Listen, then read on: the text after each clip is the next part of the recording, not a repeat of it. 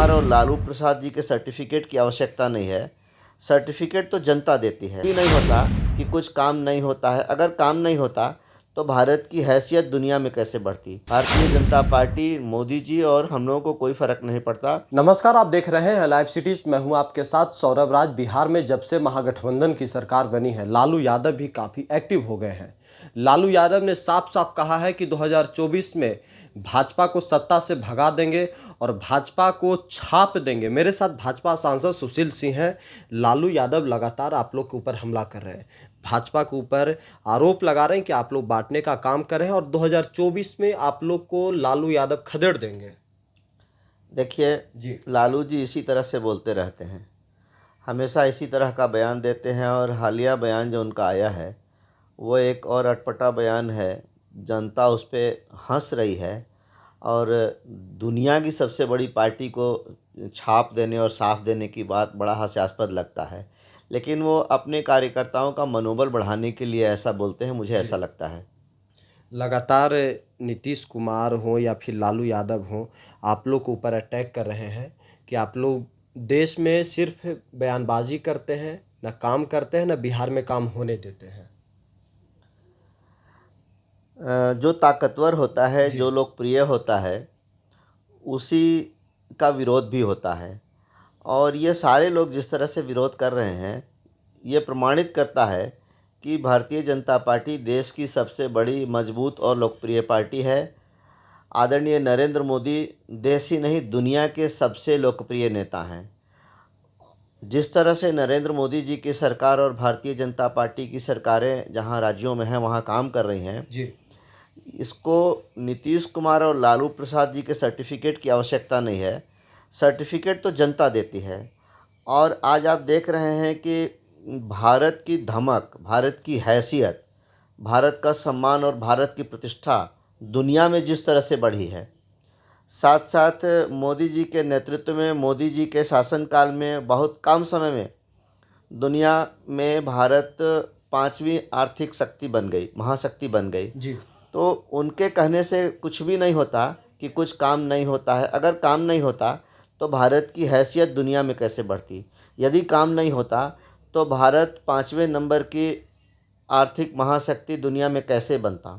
और जिस तरह से गरीबों के दिल और दिमाग में आज मोदी जी का नाम बैठ गया है, यही लालू, नीतीश और बाकी बहुत सारे क्षेत्रीय दलों के नेताओं और एक राष्ट्रीय दल के नेताओं की भी चिंता का विषय है। लेकिन इससे भारतीय जनता पार्टी, मोदी जी और हम लोगों को कोई फ़र्क नहीं पड़ता। हम लोग देश के हित में, जनता के हित में, जनता जी, के कल्याण के लिए, गरीबों के कल्याण के लिए काम कर रहे हैं और करते रहेंगे। एक तरफ लालू जी हैं, नीतीश जी हैं, दूसरी तरफ बिहार में आप लोग अकेले हैं। चुनाव में थोड़ी बहुत ताकत बची आप लोग को लड़ने के लिए दोनों से। ये इन दोनों के पास एकमात्र एजेंडा जातीय समीकरण है। जी, ये जातीयता के आधार पर कोई दावा करते हैं और हम लोग काम के आधार पर, सेवा के आधार पर लोगों से आशीर्वाद मांगते हैं और लोगों ने दिया भी है। जात पात के आधार पर अब बिहार के लोग वो नहीं रहे, जी, या बिहार के लोग शुरू से बहुत राजनीतिक रूप से जागरूक हैं और वो जात के पीछे भागने वाले नहीं हैं। इनकी सोच वही कुंठित सोच है, वही पुरानी सोच है कि हम जाति के आधार पर बीजेपी को परास्त कर देंगे। लेकिन बीजेपी आज हर जाति, हर वर्ग के अंदर है, हर व्यक्ति के दिल और दिमाग में आज बीजेपी है, नरेंद्र मोदी का नाम है। इसलिए इनके दावे खोखले साबित होंगे, समय आने दीजिए। लगातार अमित शाह बिहार जा रहे हैं, जेपी के गांव में गए।